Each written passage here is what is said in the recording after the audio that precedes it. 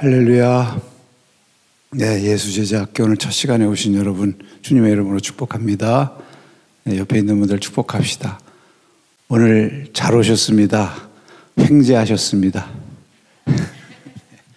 하나님 말씀 듣고 은혜 받는 게 횡재하는 거죠. 네, 이번에 우리가 40일 성경 통독을 하면서 이제 느헤미야 수문학 강장의 말씀에 보면 학사 에스라가 말씀을 낭독하고 낭독해서도 듣고 은혜를 많이 받았지만 거기 보면 또 제사장들이 다니면서 또 말씀을 깨닫게 했다고 그랬어요. 설명하고 또 그러면서 깨닫게 해서 더 은혜 받고 울고 그런 말씀이 나오잖아요. 그래서 저도 이번에 40일 성경 통독 읽으면서도 은혜 받지만 또 읽다 보면은 이 말씀이 무슨 말씀인가 그런 말씀들도 있고 또 전체적인 맥을 잡는 것도 중요하고 그래서 통독을 위한 성경 개론 이런 제목으로 한번 전체적으로 또 말씀을 한번 개론적으로 공부하는 시간을 가지려고 합니다.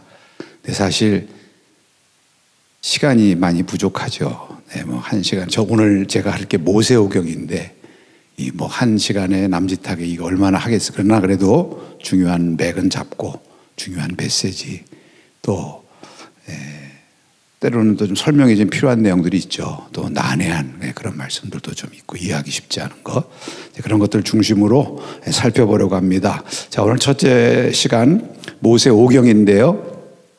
예, 뭐 칠판도 준비하지 않고 잘 들으세요. 그리고 유튜브에 있으니까 자꾸 반복해서 들으셔야 돼요. 반복. 예, 그래서 유튜브에 있으니까 걱정하시지 말고 아유 이거 못 들으면 안 되는데 뭐 받아 쓰는데 정신없으면 편안하게 들으세요. 편안하게.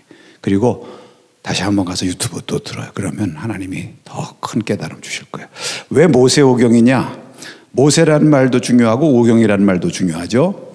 이제 오경이라는 것은 5가지 책이다. 창세기서부터 신명기까지. 그러면 왜 모세냐? 일단 5가지 책의 중심 인물이 모세고 또 이제 교회 전생에 의하면 이 5책을 지은 저자가 모세다. 이렇게 이제 전승에 내려오고 있어요. 물론 현대에는 성경 연구가 활발해져서 여러 가지 또 문서들이 이렇게 편집됐다. 그런 편집설도 있고 그렇지만 우리 교회 전승에선 이 모세가 이 모든 것을 성령의 감동으로 기록했다. 이제 이렇게 내려오기 때문에 이제 모세오경이라 이렇게 부르고 이 모세오경을 유대 사람들은 뭐라고 부르죠? 토라. 예, 토라. 예, 토라가 너무 중요하죠. 토라. 예, 율법이란 말이에요. 모세 율법이란 뜻도 되고 하나님의 율법이란 뜻도 되고 그래서 이제 토라 또 역사서 성문서 크게 셋으로 구별해요. 유대 사람들은 이제 우리는 이제 뭐 율법 역사서 시가서 또 뭐 예언서 여러 가지 이렇게 구분하지만 그래서 이제 율법 토라다. 자, 모세오경의 키워드는 뭐냐? 그 5가지 큰 책을 한 글자로 깬다면 뭐냐? 언약입니다. 언약. 그래서 전체 주제가 하나님과 그의 백성 사이의 언약이에요. 언약 관계. 이게 바른 관계예요. 그래서 하나님과 우리가 바른 관계를 가지려면 언약을 지켜야 돼. 네. 하나님은 어떤 하나님? 언약을 주시고 축복하시면서 또 그 언약을 기억하시고 지키시는 신실하신 하나님, 좋으신 하나님. 그러면 하나님의 백성은 누구냐? 그 언약을 기억하고 지키고 순종해야 돼. 하나님을 잘 섬겨야 돼. 그럴 때 바른 관계가 계속 유지되고 복을 받는 것입니다. 이 얘기하는 거예요. 모세오경은. 그래서 여러분 보세요. 아담과 하와를 지으시고 무슨 언약 주셨죠? 선악과 언약. 네. 또 노아의 홍수 후에 무슨 언약? 무지개 언약. 또 아브라함을 택하시고 언약을 맺으세요. 네. 뭐 창세기 12장 1절서부터 나오는 유명한 말씀도 있습니다만은 이제 계속 언약이 나오니까 하나만 읽어볼까요? 창세기 17장 7절. 이것은 모든 언약의 근본이기 때문에 한번 읽는 거예요. 내가 내 언약을 나와 너 및 내 대대 후손 사이에 세워서 영원한 언약을 삼고 너와 내 후손의 하나님이 되리라. 하나님이 또 아브라함에게 이르시되 그런즉 너는 내 언약을 지키고 내 후손도 대대로 지키라. 네, 이거죠. 야곱에게도 언약을 주셨어요. 그래서 야곱도 하나님과 언약하죠, 베델에서. 네, 그렇죠. 또 출애굽 사건으로 하나님께서 이제 이스라엘 백성을 구원하셨는데 또 시내산에서 율법 주시고 백성과 언약을 맺으셨습니다. 또 이제 가나안 땅에 들어가기 직전에도 또 모압 언약이라는 게 나와요. 신명기 29장 마지막 끝에 가서 다시 한번 이스라엘 백성들과 시내산 언약을 갱신하는 거죠. 그래서 모압 땅에서 이제 가나안 땅에 들어가야 되니까 다시 한번 언약하자. 하나님이 우리 하나님이시고 우리는 하나님의 백성이라 하는 것을 다시 한번 굳게 언약하는 말씀. 그래서 언약을 잘 지켜야 돼. 하나님은 언약 잘 지키시죠. 신실하신 하나님이니까. 문제는 우리예요. 그래서 우리가 이 언약을 잘 지킬 때에 하나님의 참 백성이 되고 복과 생명을 얻는다. 이게 신명기의 주제이자 모세오경 전체의 주제예요. 반대로 불순종하면 어떻게 되죠? 저주받고 죽는다. 예, 죽는 거예요. 죽는 거. 신명기 5장 33절. 신명기의 결론이자 전체 모세오경의 요약. 다 같이 한번 읽을까요? 너희 하나님 여호와께서 너에게 명령하신 모든 도를 행하라. 그리하면 너희가 살 것이요 복이 너에게 있을 것이며 너희가 차지한 땅에서 너희의 날이 길리라. 왜 하나님께서 성경을 주시고 모세오경 주셨고 율법을 주셨습니까? 그의 백성들이 이 언약의 말씀을 잘 지키고 복받고 길이길이 잘 살게 하시려고. 할렐루야. 네, 이것은 우리 새 언약 백성된 우리 그리스도인들에게도 중요한 신앙과 생활의 규범이 되는 줄로 믿습니다. 그래서 모세오경이 우리 그 믿는 자들에게도 참 중요한 말씀이죠. 자, 첫째로 창세기. 이 창세기는 이 창세기라든지 출애굽기라든지 이런 제목은 이게 70인역에서 따온 거예요, 제목이. 원래 이제 히브리 성경은 그냥 그 본문의 시작이 제목이에요. 첫 글자가.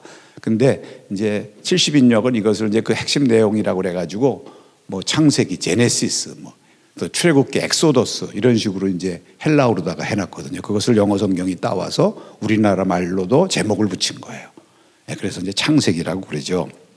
이런 창세기는 천지 창조와 인간의 타락, 대홍수 심판, 또 민족의 분화와 바벨탑 사건, 그리고 이제 하나님께서 아브라함이라고 하는 믿음의 조상을 택하셔서 그와 그의 후손 이스라엘을 통해서 하나님의 구원의 역사를 이루어 가시는 이런 말씀을 기록하고 있습니다. 그래서 이제 아브라함, 이삭, 야곱, 요셉으로 이어지는 믿음의 조상들 이야기가 대부분을 차지하고 있죠. 그래서 이 택한 백성을 중심으로 하나님의 구원의 역사가 어떻게 전개되는가 이것을 말씀하고 있습니다. 그래서 이들을 축복하시고 또 저들에게 복의 근원의 사명을 주시는 것입니다. 창세기 12장 2절에서 3절 아브라함에게 주신 말씀 집에 가서 읽어보세요. 또 창세기 45장 7절과 8절 50절 20절에 요셉이 하는 말, 요셉이 하는 말이 참 중요해요. 하나님께서 큰 구원을 베푸시려고 많은 생명을 구원하시려고 나를 먼저 보내셨나이다. 그리고 한번 50장 20절 한번 읽어볼까요? 창세기의 결론이니까. 당신들은 나를 헤아라하였으나 하나님은 그것들을 선으로 바꾸사 오늘과 같이 많은 백성의 생명을 구원하게 하시려 하셨나이다. 하나님의 목적은 뭐예요? 궁극적인 목적은 많은 백성들의 생명을 구원하는 거예요. 이 많은 백성들의 생명을 구원하는데 누구를 쓰세요? 그의 택한 백성을 쓰세요. 요셉을 쓰시고. 그러니까 요셉만 쓰시느냐? 아니에요. 때로는 나쁜 사람도 쓰셔요. 형들도 써. 형들은 어떻게 했어요? 요셉을 팔았어요. 해했어요. 나쁜 짓 했다고. 근데도 하나님이 또 그것을 선하게 바꾸서 하나님의 구원의 역사를 이루세요. 그래서 성경에 보면 좋은 사람만 나오는 거 아니에요. 나쁜 사람도 나와. 우리가 듣기 좋은 얘기만 나오는 것도 아니야. 이상한 얘기도 나와. 창세기에 뭐 근친상간, 뭐 며느리하고 시아버지가 뭐 얼레리 꼴레리 뭐 그런 게 아니죠. 왜 그러냐? 하나님은 인간의 연약함과 이 허물, 실수에도 불구하고 그것을 통해서 하나님의 구원의 역사를 이루어 가세요. 여러분 뭐 얘기가 나왔으니까 말이지만 뒤에도 잠시 언급하겠지만 유다와 다말 얘기, 참 성경에 창세기 읽으면서 이틀 동안 읽으면서 제일 힘들었던 것 가운데 하나가 유다와 다말 이야기죠. 그래 오늘날 도덕적인 관점으로 보면 안 돼. 하나님의 구원의 역사를 이루어 가시는데 물론 뭐 그 당시에 계대 승계라든지 여러 가지 그 당시의 문화도 배경이 된 것입니다만 하나님께서 유다를 통해서 하나님의 구원의 역사를 이루어 가시기로 섭리하셨어요. 왜 이제 이렇게 쭉 보면 르우벤이 장자지만 유다가 장자의 그 권한을 이어받게 돼요. 에서가 장자지만 야곱을 택하신 것처럼 유다가 그런 하나님의 은총이고 또 그러한 믿음의 그릇이 있었어요. 근데 유다가 대가 끊어지게 생겼어요. 아들들이 둘 낳았는데 다 죽었어요. 셋째 아들을 며느리한테 계대 결혼을 시켜서 줘야 되는데 첫째 며느리한테 안 주니까 다말이 용기를 낸 거죠. 이거 어떻게 보면은 또 다말도 자기 살기 위해서 그렇게 한 것이고 또 그 계대 승계를 이루기 위해서 그렇게 했다, 여러 가지 해석할 수 있지만 결국 그것을 통해서 어떻게 됐습니까? 베레스와 세라가 태어나고 이 베레스를 통해서 대가 이어지고 다윗 왕이 나오고 예수님이 나오잖아요. 이런 거 보면 하나님은 때로 좋은 믿음의 사람들을 통해서 하나님의 구원의 역사 이루어 가시고, 하지만 때로는 인간의 실수와 허물을 통해서도 하나님의 구원의 섭리를 이루어 가신다. 성경은 이걸 얘기해요. 성경이 좋은 얘기만 하면 은혜가 안 될 거예요. 저는 그렇게 생각합니다. 왜? 인간은 다 좋은 사람만 있는 게 아니라 나쁜 사람도 있어요. 의인만 있는 게 아니라 다 죄인이고 허물이 많아. 그러나 그러한 모든 것을 통해서 하나님의 구원의 섭리를 이루어 가시기 때문에 성경이 위대하고 하나님이 위대하신 거예요. 믿습니까? 우리가 성경 전체를 통해서도 그걸 볼 수 있지만 이 모세오경을 통해서 많이 볼 수가 있죠. 광야 이스라엘 백성들은 그런 선했어요. 허물투성이죠. 반역하고 원망하고 불편하고. 그래서 하나님 그것을 통해서 또 하나님의 구원을 이루어 가시는 거예요. 자, 천지창조부터 시작이 되는데 천지창조는 좀 얘기를 할게요. 이게 사실 창세기 핵심이고 우리가 천지창조의 영적인 의미를 좀 알아야 됩니다. 태초에 하나님이 천지를 창조하시니라, 이렇게 시작합니다. 무엇을 말하는 거예요? 창조주 신앙과 피조물 의식이 신앙의 출발점이다. 우리 기독교 신앙의 출발점이 이제 창세기부터 보면 먼저 창조주 하나님, 하나님은 창조주 하나님. 그래서 만물을 창조하시고 나의 창조주시고 모든 만물을 주관하시는 분이시다는 이 신앙 위에 굳게 서야 돼요. 성부 하나님은 창조주 하나님. 그럼 하나님 창조주 신앙을 갖는다는 것은 동시에 나에게서는 뭐예요? 피조물 의식을 갖는다는 거예요. 내가 피조물 의식을 가지고 나는 피조물이라는 생각을 가져야지 하나님을 경외하고 하나님 앞에 경배하게 되지, 내가 내 주인이다 이러면 신앙은 안 들어가는 거죠. 그래서 이게 참 중요한 것입니다.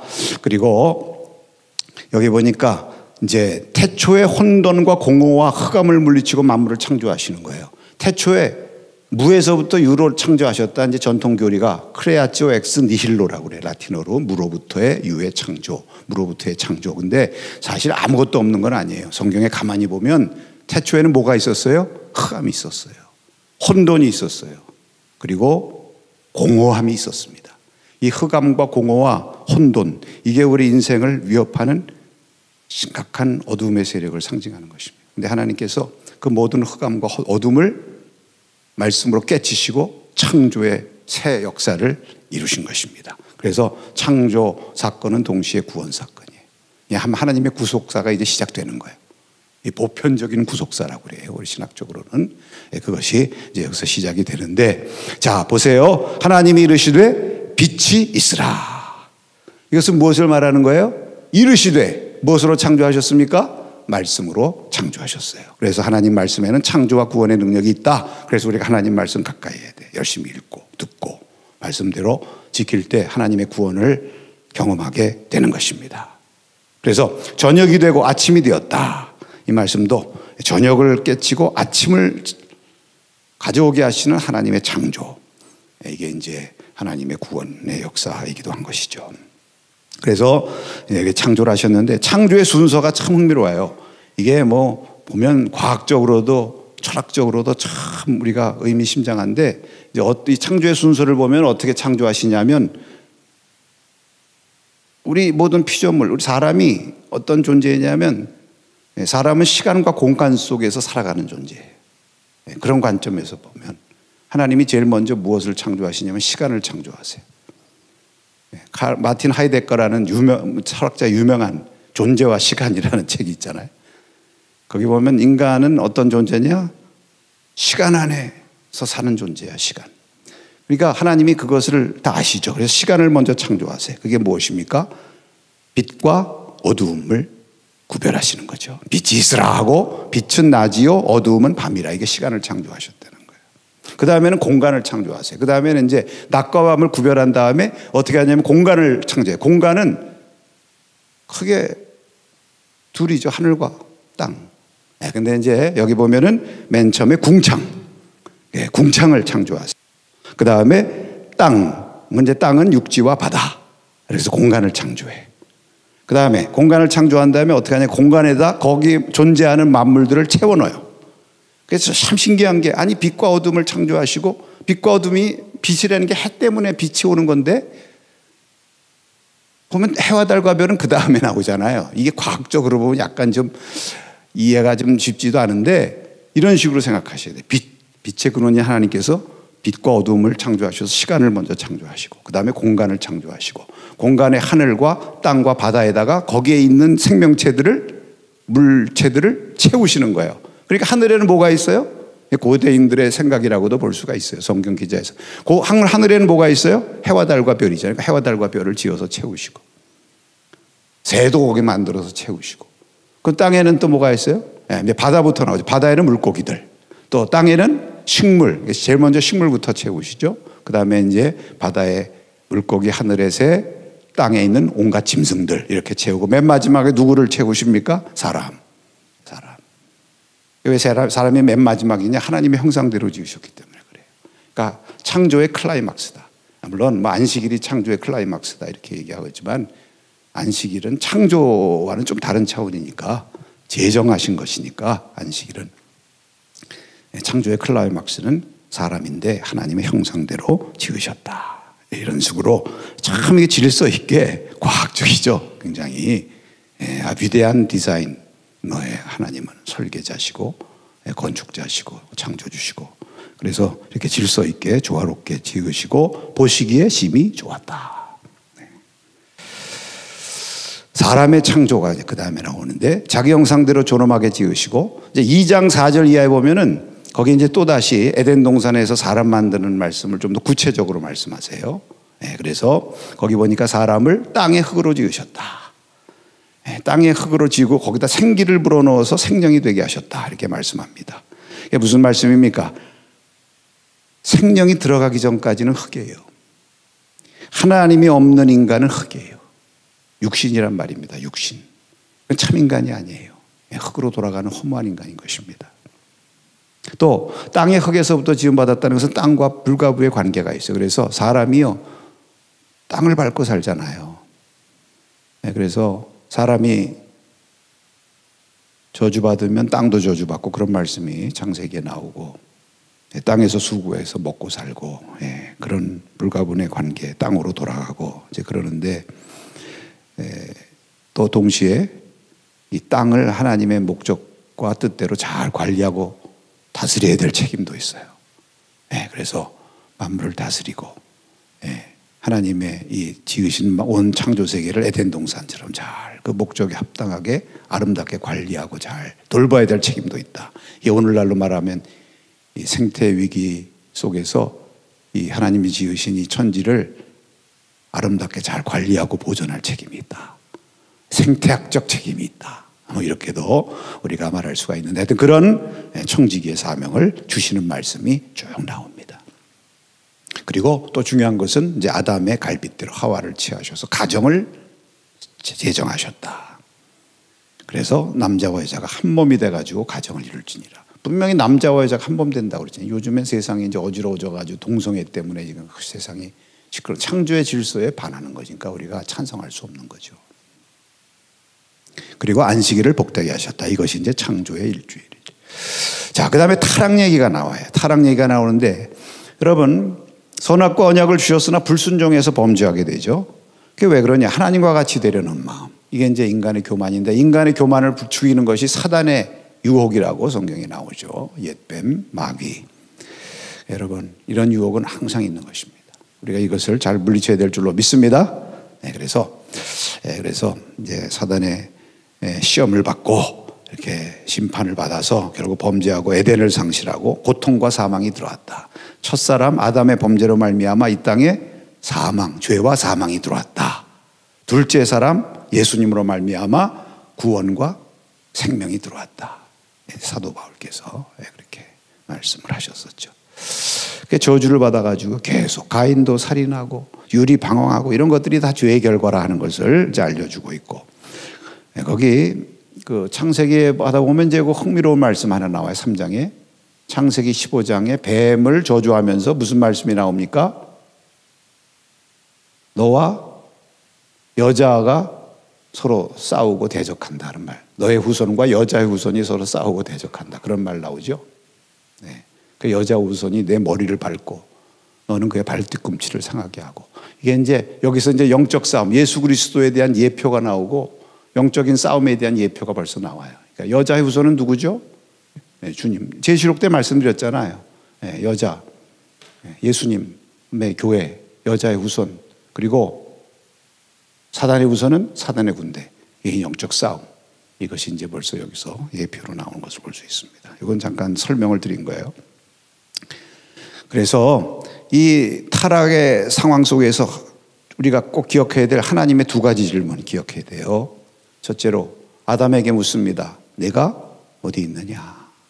네, 범죄한 아담에게. 이것은 하나님과의 관계를, 바른 관계를 떠나고 제자리를 잃어버린 아담이 하나님의 생명인데 하나님과 불순종해서 그 생명의 볼 모습을 잃어버린, 자기를 상실한 그 아담을 향해서 네가 어디 있느냐? 이렇게 묻는 거죠. 하나님과의 관계 문제. 그 다음에 가인에게 또 뭐라고 묻습니까? 내 아우 아벨이 어디 있느냐? 이것은 이제 이웃 형제들과의 관계죠. 여러분, 이 두 관계가 중요한 거예요. 그래서 사실 모세오경의 핵심이 또 이것이기도 해요. 성경 전체, 예수님의 율법과 선지자가 대강령이 하나님 사랑과 이웃 사랑이라고 그랬는데, 하나님과의 관계와 이웃 관계를 어떻게 바로 하느냐? 이걸 바로 하라고 하나님께서 말씀 주시고 성경 주시고 예수님 보내주신 줄로 믿습니다. 예수님의 십자가가 뭐예요? 하나님과의 관계, 이웃과의 관계, 바로 예수님 안에서 하나가 됐다. 그 얘기예요. 자, 빨리빨리 지나가서 여러분 다 아시니까, 다 아시죠? 네. 자, 그 다음에 인류의 타락과 홍수 심판에 대한 얘기가 이제 6장에서부터 나오는데, 6장 2절에 보면 이런 흥미로운 말씀이 있어요. 창세기 6장 2절 한번 볼까요? 2절 3절 한번 볼까요? 이것은 설명이 좀 필요해서, 하나님의 이게 왜 인간이 타락하게 됐느냐, 타락한 근본 원인에 대해서 여기 말씀하고 있어요. 인류의 타락에 대해서. 물론 앞에 아담이 선악과 따먹어서 타락한 거 나오지만 이걸 신학적으로 해석한 거예요, 성경이. 하나님의 아들들이 사람의 딸들의 아름다움을 보고 자기들이 좋아하는 모든 여자를 아내로 삼는지라.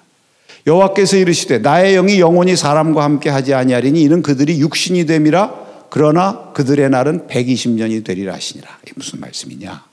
좀 난해 구절에 속하죠. 하나님의 아들들이 누구냐? 혹자는 천사라고 그래. 근데 천사는 예수님 말씀하시기를 결혼하지 않는다고 그랬어요. 그러니까 사람의 딸들하고 아내로 삼았다는 말이 어폐가 있어서 천사 아니에요. 그러면 하나님의 아들들이 누구냐? 여기에 대해서 역사적으로 많은 해석이 있었지만 종교개혁자들의 해석이 제일 타당하다고 생각합니다. 루터나 칼빈과 같은 어거스틴 이런 개혁자들, 신앙의 성인들은요, 이 하나님의 아들들이 그 앞에 4장 20절에 나오는 여호와의 이름을 부르던 셋의 후손들이다. 쉽게 말하면 여호와의 이름을 부르면서 하나님을 경외하며 살던 남자들, 셋의 후손들. 셋이 누구예요? 아벨의 대를 이어서 가인은 떠나갔고 아벨은 죽었고 하나님이 새로운 언약의 아들을 주시죠. 그게 셋이에요.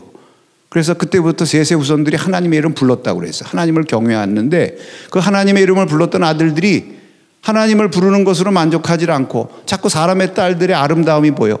그래가지고 그들과 결혼하고 섞이는 거예요. 그래서 그 이후로 계속 이 문제가 생기는 거예요. 여러분, 타락이라는 게 어디서 생기느냐? 하나님을 믿는 사람들이 세상 사람들하고 짝할 때 타락이 오는 거야. 이스라엘 백성들이 가나안에 들어가서 바알 우상을 섬기는 사람들과 짝하고 이방 여자들하고 섞일 때 타락이 오는 거예요. 네, 그것이 성경 구약 전체에서 경계하는 첫 번째 말씀이에요. 그러니까 이렇게 섞이다 보니까 그 다음에 뭐가 됐어요? 하나님이 뭐라고 그래서 저들이 육신이 됐다고 그랬어요. 하나님의 영이 떠나가고 흙으로만 지음받은 아담의 후손, 가인의 후손과 같은 육신이 돼버리고 말았어요. 그러니까 하나님이 어떻게 하느냐? 그들의 날은 120년이 되리라. 요 그들의 날이라는 것도 그들의 수명이 120년이 된다는 얘기는 아니에요. 물론 그렇게 이해할 수도 있어요. 그 앞에 보면 뭐 무두셀라는 969세인가? 하여튼 엄청나게 1000년 가까이 살았는데 타락해가지고 120년밖에 못 사는 거야. 근데 또 뒤에 보면 120년 이상 산 사람도 많이 나와. 뒤에 족보. 그런 의미가 아니로 그들의 날이 120년이라는 것은 그들이 타락함으로 말미암아 120년 후에 내가 심판하리라. 그래서 노아 방주 120년 이렇게 나오네. 그러니까 이제 120년 뒤에 뭐로 심판해? 홍수 심판. 노아 홍수 심판이 그래서 나오는 거예요. 그런 의미로 이해하시면 좋을 것 같아요. 그래서 이제 하나님께서 노아를 택하셔서 심판하시는데, 그래도 이 타락한 인류 가운데서도 하나님의 구원의 역사는 계속되죠. 처음에 믿음의 조상들을 택해서 하나님이 구원의 역사를 이루어 가신다고 그랬는데, 이때 택한 믿음의 조상이 누굽니까? 노아죠. 왜? 노아는 그 죄악에 관영한 시대에도 의인이요 하나님과 동행한 자라고 그랬어요. 아무리 죄악이 관영해도 하나님께서 그의 의인들, 하나님과 동행하는 자들을 통해서 하나님의 구원의 역사를 이룩하시고 새로운 역사 시작하시는 줄로 믿습니다. 우리는 그런 노아와 같은 하나님의 구원의 도구로 쓰임받기를 늘 사모해야죠. 그래서 노아가 하나님의 약속대로 방주를 짓기 시작하고, 이 방주가 구원의 새로운 터전으로 예수님과 교회를 예표하게 된다. 바벨탑 사건은 이제 그 인간이 하나님의 심판으로 흩어지는 얘기, 계속해서 인간이 교만하고 동방으로 향하다 하나님을 떠나는 방향이에요. 동방은 신할 평지에서 바벨탑을 쌓고 하나님께로까지 다 가자. 이 영적 바벨론의 출발점. 그 계시록에도 바벨론 많이 나오죠. 역사적으로 바벨론 제국이 있었고, 바벨론은 뭘 상징? 하나님과 같이 되려는 거. 그 계시록에도 보면 그 큰 바벨론, 그 로마 그 제국 그 황제들 이름에 신성모독하는 이름이 가득 있었다고 그래요. 신성모독하는 이름이 뭐냐면 하나님처럼 되는 거야. 자기가 하나님이라는 거야. 자기를 섬기라는 거예요.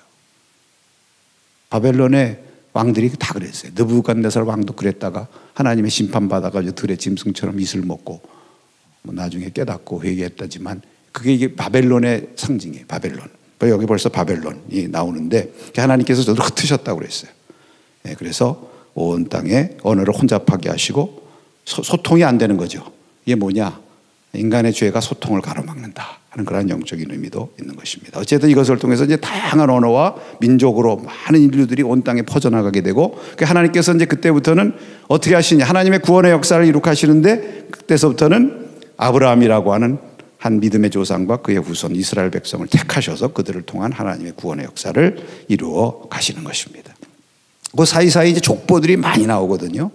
이 족보라고 하는 것은 뭐 많이 나오는데, 이제 하나님의 약속대로 온 땅에 번성해서 충만하게 하시라는 약속이 실현되는 것을 보여주는 것이기도 하고, 또 그런 의미도 있는 것 같아요. 이 족보가 쫙 이제 나와가지고 온 땅에 사람들이 흩어졌는데, 또 족보를 이렇게 거슬러 올라가면 조상들은 또 다 같아요. 그 예수님의 족보 누가복음에 보면은 예수님서부터 거꾸로 올라가가지고 누구에게까지 올라가느냐? 아담에게까지 올라가고, 그 다음에 하나님께로 또 올라가더라고. 그러니까 또 이 족보라는 것은 한 조상에서 나온 거다. 또 이런 것을 강조하는 것도 있는 것 같아요. 그러니까 우리가 지금은 서로 달라가지고 서로 싸우고 뭐 난리를 치지만, 조상으로 올라갈수록 뿌리가 어때요? 수렴돼, 수렴. 그러니까 근본은 하나님의 자녀들이고 하나님이 지은 자들이고 다 같은 형제 자매들이다 하는 마음으로 서로 사이좋게 지냈으면 좋겠어요. 아멘. 그래서 그런 거에 위해서 우리가 기도해야죠. 자, 그러면 이제 12장서부터 자, 이제 아브라함 얘기. 뭐 여기는 이제 여러분 잘 아시니까 뭐 큰 설명 필요 없고, 하여튼 이 아브라함과 이제 그의 후손들을 통해서 하나님의 구원의 역사가 이렇게 쭉 이뤄가는데요. 이게 보면은 하나님의 특별한 섭리와 이 혈통의 역사는 아니에요. 혈통을 통해서 하나님께서 구원의 역사를 이루어 가시는 건 아니야. 그렇죠. 왜? 이제 하나님께서 아브라함에게 약속의 아들 이삭을 주시는데, 혈통대로 하면은 이삭의 아들 중에 누가 이어받아야 돼요? 에서가. 근데 아니잖아요. 야곱이 이어받아서, 야곱은 믿음이 있었고 하나님의 은혜를 축복을 사모하는 믿음이 있었던 사람이죠. 그래서 이제 야곱을 이스라엘로 변화시켜 주시고, 또 그의 12아들을 이스라엘 12지파로 삼으셔서 이제 하나님의 백성으로 이렇게 만들어 주시는 건데요. 또 야곱에게도 12아들이 있었어요. 근데 12아들이 있는데 또 하나님의 그 이 구속의 이 역사의 흐름이 르우벤을 통해서 가는 게 아니야. 왜? 르우벤은 성경에 보면은 야곱이 나중에 12아들 예언하면서 축복하는 말씀에도 나오지만 아버지의 침상을 더럽혔어요. 서모 비라하고 간통했다고 그랬어요. 그래가지고 그 축복의 물줄기를 이어받지를 못하고 누구에게로 가느냐? 유다에게로 가요. 유다. 그래서 유다가 이제 이 믿음의 대를 이어가지고 그 유다의 후손에서 이제 다윗 왕이 나오고, 그래서 아까 그 유다와 다말의 이야기도 그런 하나님의 구속사의 관점에서, 섭리의 관점에서 봐야 된다. 도덕적인 관점에서 볼 것이 아니라 오늘날의 도덕적 윤리적인 관점에서 보면 성경에 뭐 이런 것도 기록되어 있나 할 수 있지만 그런 관점이 아니라 하는 것을 말씀드렸죠. 그래서 이게 이제 유다에게로 간 다음에 계속 흘러가는 것이고, 이제 요셉은 특별히 하나님께서 택하시고 사랑한 자죠. 근데 또 요셉도 중요한 게, 또 왜 요셉이 왜 이렇게 또 중요하게 나왔느냐면, 이제 나중에 이제 분열, 사실 성경은 후대 기록이 됐다고 많이 학자들이 얘기하거든요. 거기서 이제 앞의 역사를 이렇게 이제 바라보는 것인데, 사실 이스라엘이 유다가 중심이죠. 유다가 다윗의 후손이고 유다 왕국이, 그렇지만 유다 왕국만 있는 게 아니잖아. 그렇죠? 또 어디가 있습니까? 북이스라엘. 뭐 북이스라엘이 하나님보다 우상 섬기고 그래서 일찍 망하고 심판도 많이 받고 그랬지만 그래도 북이스라엘도 하나님의 백성 아니에요. 근데 북이스라엘의 대표적인 지파가 누구예요? 에브라임 지파거든. 에브라임. 요셉의 아들이에요. 요셉의 아들. 그러니까 또 하나님께서 그 요셉을 복 주셔서 또 그 후손 에브라임과 므낫세 그 두 지파의 복을 주시고, 또 그 가운데 에브라임에서 이렇게 이제 거기 후손들이 또 지도적인 역할을 하고, 그런 것들이 쭉 나오잖아요. 물론 그 뒤에는 뭐 다양한 또 왕조가 나오긴 하지만, 그러니까 또 그거 보면 또 북이스라엘의 또 그 위치를 생각해서 또 그런 또 의미도 있다, 이렇게 볼 수가 있나 했더니 요셉을 통해서 또 하나님께서 구원하신 그런 내용들이 길게 나오고, 그래서 여기까지 하겠습니다. 창세기 여기까지.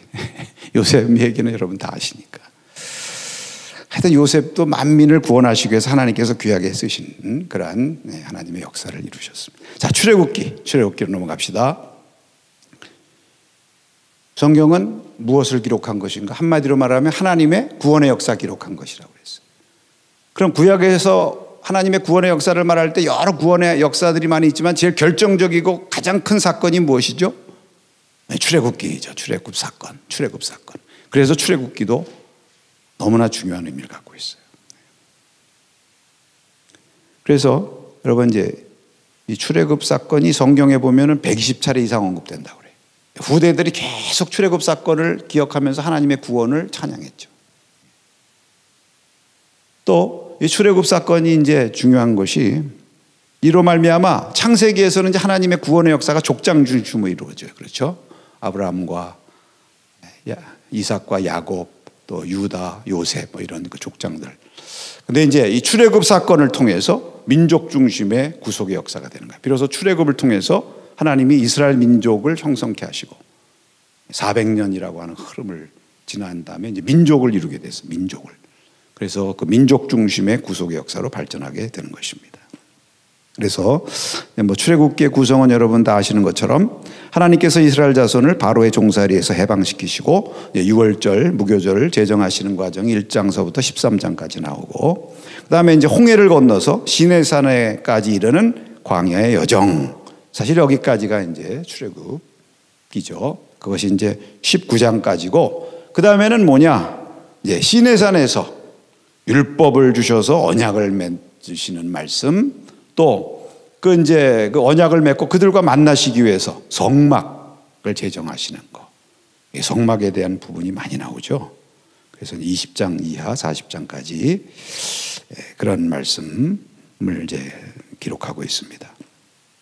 그래서 여러분 이 출애굽으로 내려가서 거기서 이제 다시 애굽으로 이렇게 야곱과 그의 식솔들 70명인가 내려갔다고 그랬죠.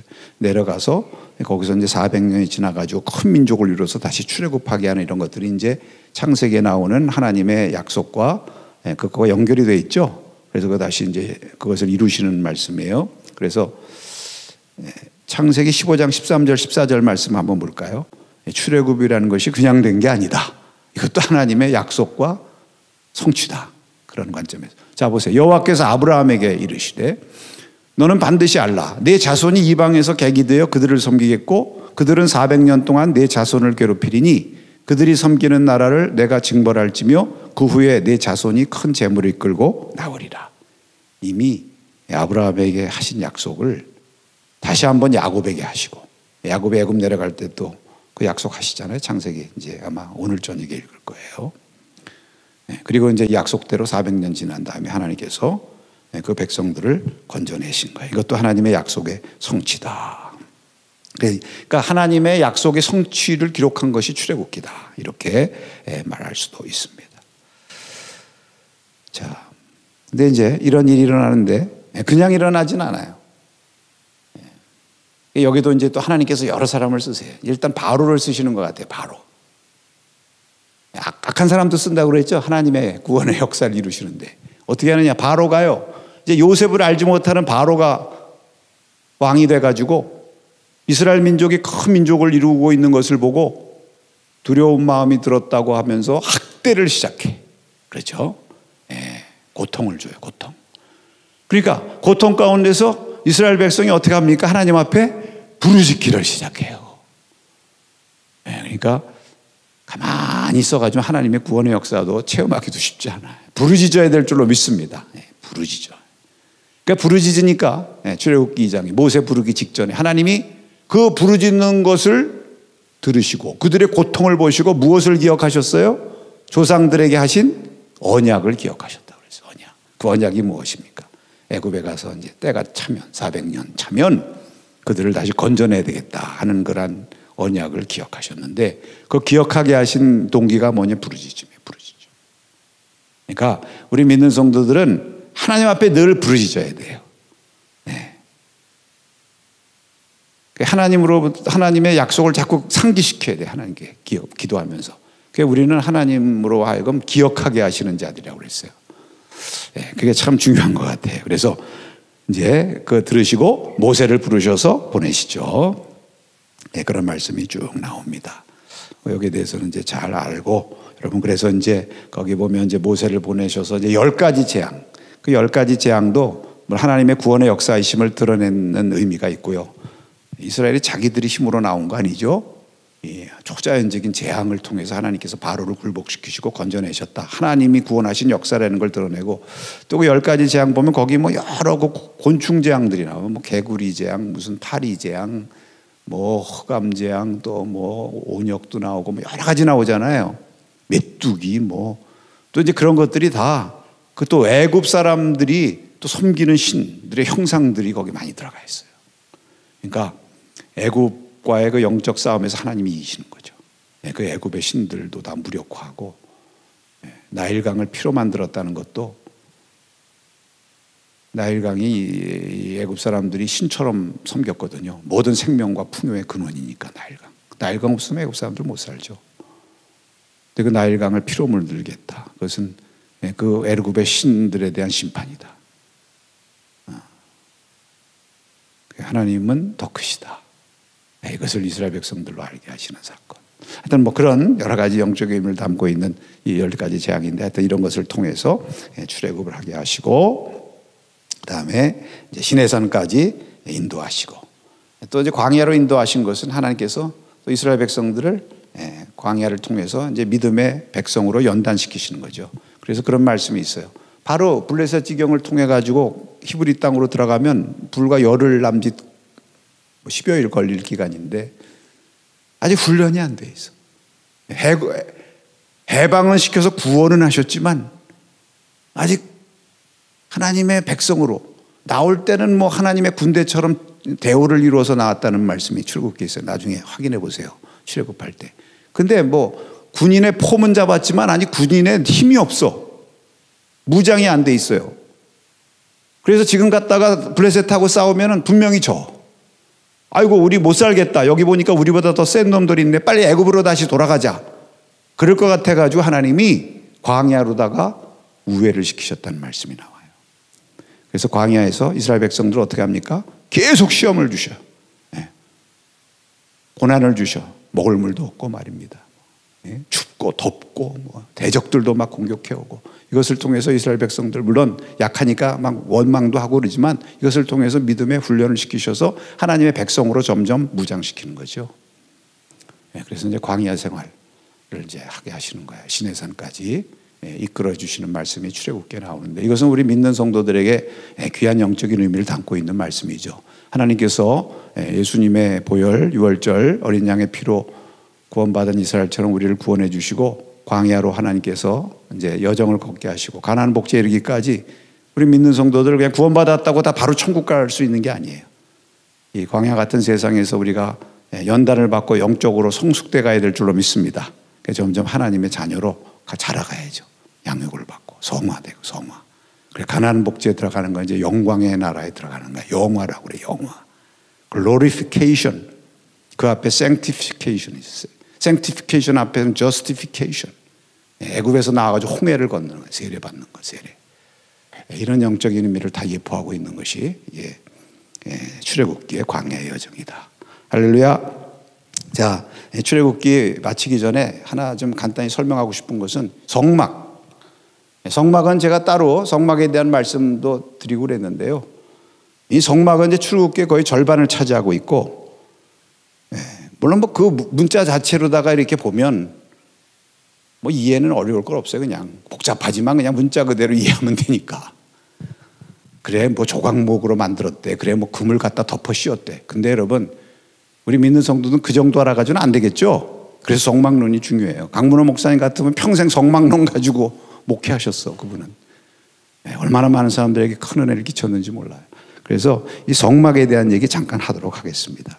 그래서 이제 성막이 출애굽기 25장서부터 마지막까지 중간에 뭐 시내산 율법, 언약 이런 약이 나오지만 이렇게 만들어라 설계도 설명하는 게 한번 나오고요. 그래서 그 만든 설계도대로 그대로 지었다 하는 게 똑같이 또 나와. 성경에 똑같은 말씀을 이렇게 똑같이 반복하는 게 성막밖에 없어요. 그만큼 중요해요. 그래서 성막은 예수님을 예표하는 것이고 교회의 예표죠. 그래서 우리가 교회 얘기할 때 구약의 성막서부터 시작하잖아요. 물론 뭐 그 전에 노아의 방주 뭐 다 나오지만 아브라함이 제단 쌓은 뭐 제단들도 다 교회의 예표지만 이 성막에서부터 성막, 성전 뭐 이렇게 나오잖아요. 그게 참 중요하니까 잠깐 뭐 여러분 성막 다 아시는 것처럼 하나님의 백성을 만나시는 거룩한 장소죠. 그래서 십계명 율법을 주시고 이어서 성막을 주셨어요. 그렇죠. 이게 이제 출애굽기 20장에 십계명 나와. 그 십계명과 율법에 대한 말씀을 주신 다음에 이것으로 끝나질 않아. 이게 언약의 징표인데 이 율법을 지켜야 하나님의 백성 되고 구원받는 거 아니에요? 사는 거 아니에요? 살리라. 근데 하나님이 가만히 보니까 율법만 줘가지고는 다 죽을 것 같아. 왜? 율법을 다 지키기가 어렵잖아요. 근데 하나님은 구원의 하나님이거든요. 그렇죠. 하나님의 구원의 역사를 기록한 거라고 그랬습니다. 그래서 하나님은 어떻게 하셨느냐? 성막을 주신 거예요. 성막. 네, 성막에 뭐가 있습니까? 죄사함이 있거든요.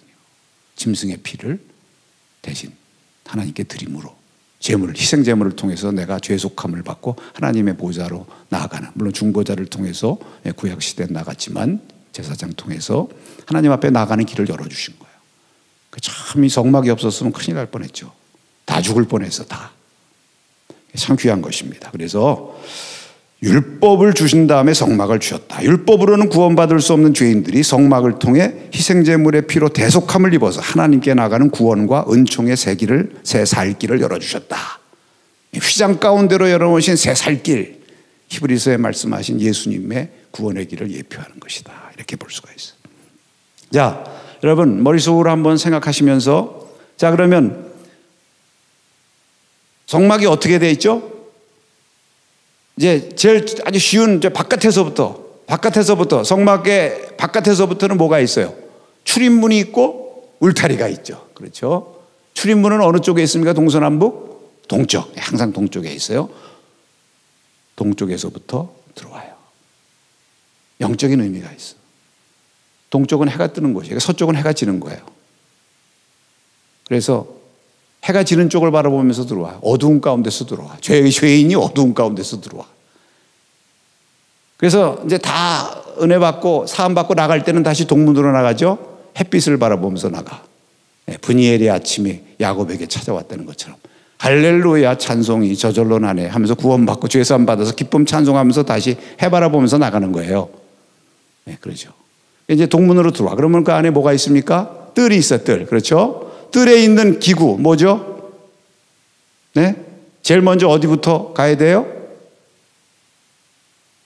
번제단에 가서 제사 드려야 돼, 제사. 그 다음에 번제단에서 제사 드린 다음에 그 다음에 성막 앞에 뭐 있어요? 물두멍이 있어요, 물두멍. 성막 안에 들어갈 때 제사장들이 손 씻는 거야. 네.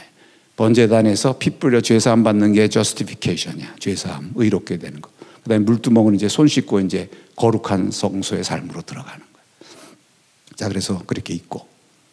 그 다음에 안으로 이제 들어가면서도 성막에도 문이 있는데 성막의 문은 휘장으로 돼 있어요. 그렇죠? 네. 그리고 휘장으로 성막이 덮여 있었어. 성막이 덮여 있어. 그렇습니다. 자, 그 다음에 이제 성막 안에 들어가면은 처음에 뭐가 나오죠? 성막은 크게 뭐와 뭐로 돼 있죠? 성소와 지성소. 그래, 성소와 지성소로 돼 있어요. 네. 성소에는 뭐가 있죠? 좌우로 뭐가 있습니까? 성소에 들어가면 좌우로 떡상과 등잔대가 있어요.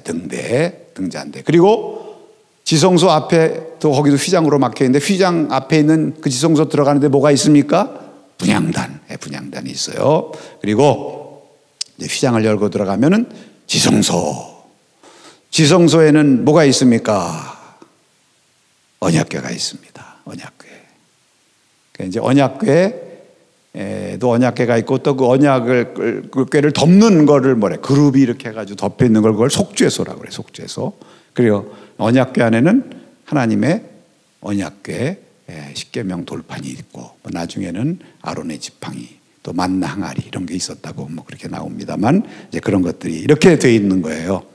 이제 인간이 죄인이 구원받는 걸 다 이렇게 구원받고 하나님께로 나가는 그 길을 말하는 거예요. 그래서 이제 죄인이 동문으로 들어와서 번제단에서 제물을 드리고 또 피를 뿌려서 이제 죄 씻음 받고 그다음에 제사장이 같이 죄를 짊어지고 이제 물두멍에 가서 손 씻고 정결하게 한 다음에 성소로 들어가서 떡상에서 말씀을 받고 또 등잔대에서 예수님의 성령의 빛을 받고 성령의 조명을 받고 거룩해지고 그 다음에 하나님 앞에 기도의 향기를 드리면 하나님께서 받으시고 지성소의 문을 열어주시면 대제사장이 그 다음에 들어가서 지성소에서 하나님을 만나고 깊은 영적 합일의 사귐을 갖는 거예요.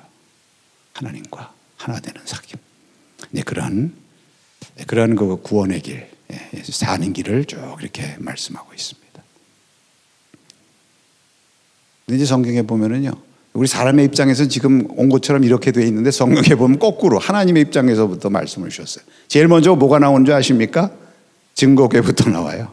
성막에 대한 말씀. 거꾸로 증거궤에서부터 지성소에서부터 성소를 거쳐가지고 이렇게 하나님의 은혜가 베풀어지는 그런 이제 역순으로 그렇게 되어 있습니다. 그래서 여러분 이 성막은 영적으로 예수님의 모형이라고 그랬고 그래서 예수님은 성막의 원형이고 실체가 되십니다. 그래서 우리가 이제 이것을 보면 이 예수님과 어떻게 연결이 되느냐. 이제 동문은 구원의 문으로서 예수님을 가리키는 것이다. 그래서 동문으로만 들어갈 수 있어. 다른 데로 들어가면 도둑놈이에요. 다른 울타리로 넘어오는 것들은 다 도적이라고 했어요. 다 이게 동문으로만 들어가요. 동문으로 들어가서 하나님께로 나가기 때문에 예수님은 구원의 문 되신다. 양의 문 되신다. 그 다음에 번제단은 화해의 교리를 말씀하고 있어요. 그래서 번제단을 통해서 피를 잡아 뿌림으로 씻음 받는 거예요. 그래서 예수님의 보혈의 피로 우리가 씻음 받고 하나님과 화목하게 되는 것입니다. 예수님은 화목제물이라. 또 물두멍은 이제 성별의 교리. 그래서 물두멍에서 제사장이 손을 씻어요. 하나님 앞에 우리가 예배하러 나갈 때마다 어떻게 돼요? 정결하게 씻음 받아야 돼요. 주님의 보혈로 씻음 받고 회개해서 거듭해서 또 손도 씻고 발도 씻고 몸을 씻어 주셨지만 손도 씻고 발도 씻고 그러면서 성화의 과정으로 나가는 것입니다. 그 다음에 성소 안에 들어가면 등잔대와 조명의 교리라고 그래요. 성소는 등잔대 그 빛에 의해서 빛이 밝혀지는 것이고 그래서 세상의 빛 대신 예수님의 빛을 받고 성령의 조명하시는 은혜를 받아서 말씀을 깨닫고 말씀대로 순종하며 살아가는 백성 되게 하시는 것입니다. 또 떡상과 말씀의 양식 떡상, 그것은 이제 말씀, 하나님 주시는 생명의 양식, 이것을 말씀하고, 또 예수님은 생명의 떡이라고 그랬어요. 생명의 떡 대신 예수님을 예표하는 것이다. 분향단과 중보의 기도. 분향단은 이제 기도의 향기가 올라가고 기도가 쌓이는 곳이죠.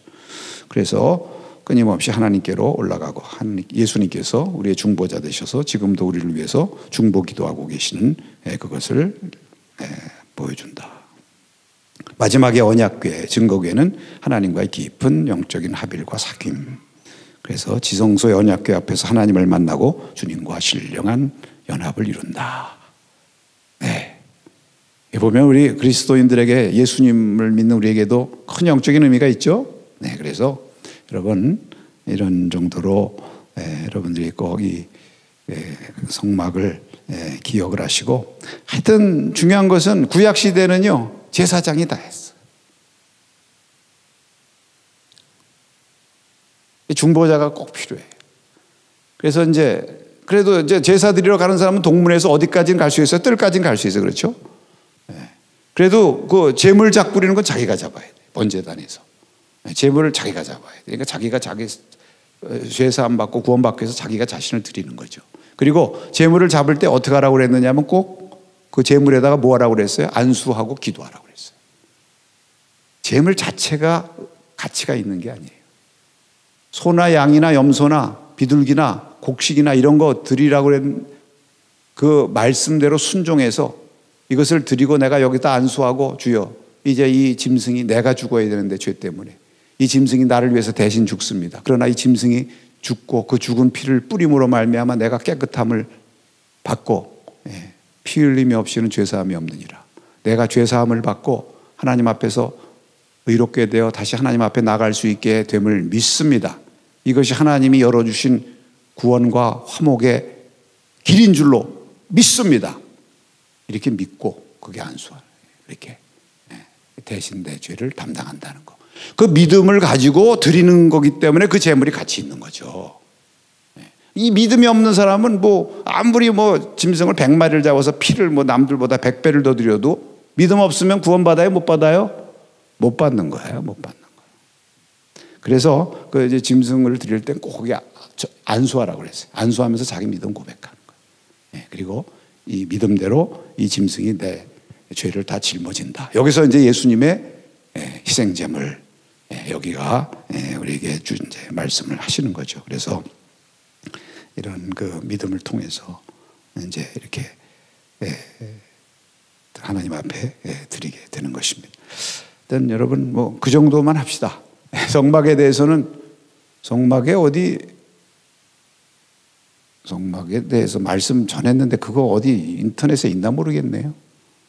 하여튼 어디 찾아보세요. 어디 성막에 대해서 제가 출애굽기 강에 근데 그게 지금 홈페이지에 있나 모르겠네. 하도 오래전에 해가지고. 하여튼 오늘 중요한 말씀은 거의 다 드렸으니까 하여튼 이 은혜의 길을 늘 걸어가는 저와 여러분 되기를 바랍니다. 레위기, 이거 시간 많이 갔는데 1분만 쉬겠습니다. 1분 쉬는데 지금까지 들은 것 중에서 혹시 궁금한 거 있으면, 질문할 거 있으면 질문하세요.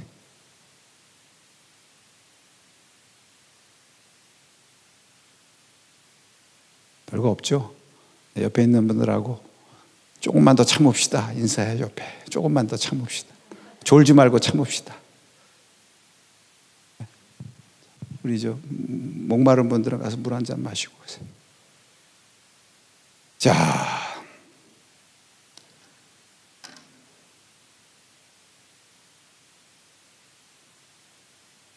오늘 저녁에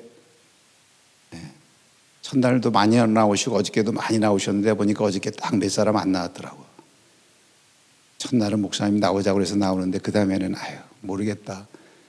사실은 첫날이 지자기 반이라고 첫날 나왔으면은 발동 걸렸을 것 같은데, 그렇죠?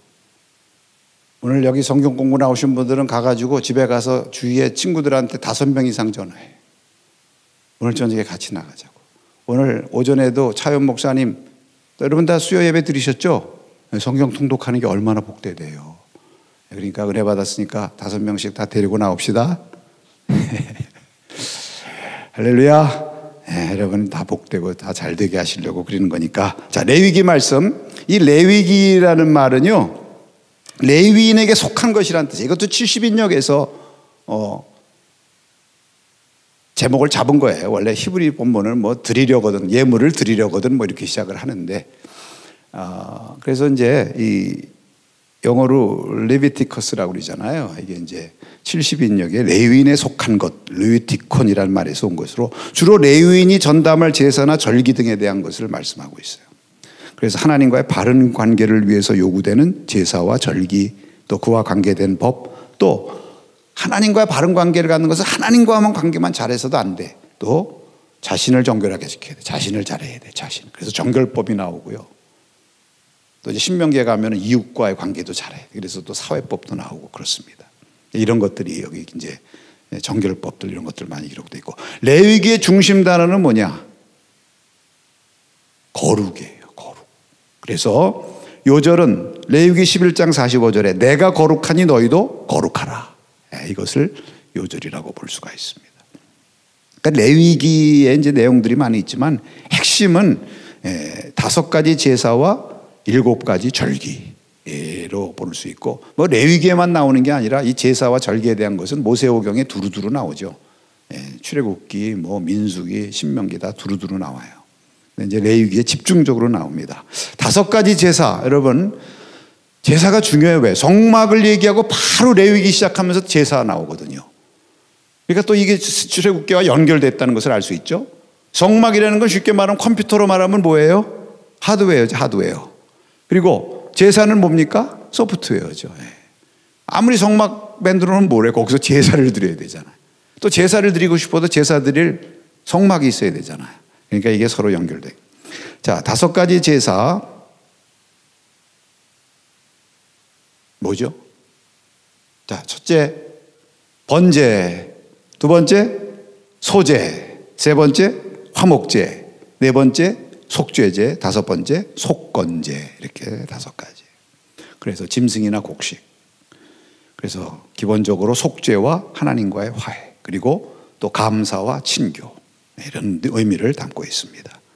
그리고 여러분 제사가 너무 중요한 것은 이것이 바로 이 희생제물의 피 흘림을 통한 속죄 원리를 담고 있어요. 이거 바로 예수 그리스도의 대속을 예표한 것이죠. 십자가 보혈의 대속을 예표한 것입니다. 그래서 레위기 17장 11절 말씀을 한번 읽겠습니다.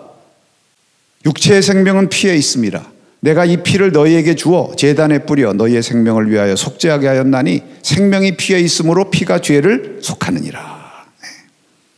이 말씀 믿으면 말씀대로 되는 거예요. 네. 자, 근데 이제 제사에 관한 말씀을 이제 하시면서 이제 제물에 대한 말씀부터 하세요. 이제 1장에 보면, 레위기 1장에 보면 왜? 제물이 제일 중요하죠. 제사 드리러 나가는 사람이 제물 없이 나간다. 제사 자체가 성립이 안 된다. 그래서 거기 보면 이렇게 말씀하고 있어요. 누구든지 너희 중에 여호와께 예물을 드리려거든. 이렇게 시작해. 근데 이것도 흥미로워요. 예물을 드리라가 아니라 중요한 것이 제물인데 드리려거든. 뭐예요? 내가 자원해서 드리는 거예요. 내가 오늘은 이 죄인으로 이렇게 살 수 없지. 하나님의 은혜를 받아야 되겠다. 그러니까 하나님 앞에 나가서 예배 드려야 되겠다. 그런 마음이 생기는 거죠. 그리고 예물을 가지고 나가야지. 제물 가지고 나가서 속함 받고 예물 드려야지. 이런 마음이 생기는 거예요. 그래서 드리려거든이라는 것은 자원함을 말하는 것이고, 하나님께서 기뻐하시는 예배나 예물은 무엇이다? 자원하는 제사요. 자원하는 예물이다. 물론 의무적으로 뭐 드려야 되는 예물 제사도 있고 하지만만 뭐 속죄제 같은 거, 그렇지만 일단 자원함을 하나님이 기뻐하신다. 그것을 이제 시작하면서 이렇게 말씀하고 있습니다. 그래서 첫 번째 나오는 것이 번제인데요. 번제라는 것은 태워서 드리는 제사다, 그런 뜻이죠. 그래서 사실 번제의 모든 제사의 의미가 다 담겨 있다. 번제 하나만 잘 알아도 모든 제사의 기본적인 의미를 다 알 수 있다, 그렇게 볼 수 있는데, 특히 이제 번제는 특징이 뭐냐면 모든 제물의 모든 것을 다 태워서 드려야 돼. 나중에 뭐 다른 화목제나 이런 것들은 내장이나 뭐 기름 이런 것만 태워드리고 고기는 나눠 먹어. 자기들끼리 먹어요. 제사장도 주고. 그런데 번제는 다 남김없이 오직 누구에게만 드려요? 하나님께만 드려요. 사실 이게 그래서 중요한 거죠. 사실 온전히 하나님 앞에 드리는 게 온전한 제사죠. 그리고 이것은 정말 우리 몸 전체를 하나님 앞에 드리는 이 산제물로 드리는, 너희 몸을 하나님 이뻐하시는 거룩한 산제사라는 온전한 제물로 자신의 삶을 드리겠다는 헌신을 상징하는 거예요. 그래서 다 드려요.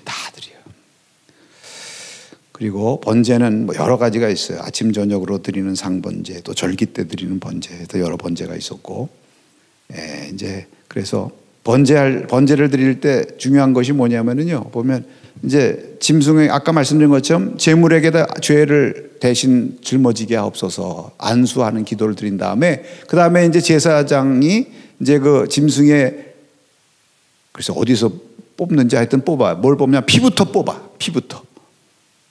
죽이는 거죠. 근데 일단 피부터 뽑아가지고 어떻게 그 피를 제단불에 뿌려야 돼요. 제단불에 뿌리고 또 그 피를 가지고 들어가서 어디에도 뿌려요? 분향단 제단불에도 뿌려. 그거 뿌려야 그 다음 단계로 깨끗함을 받고 나가는 거예요. 성소에도 들어가고 지성소에도 들어가고. 이 피 뿌리는 것이 죄사함의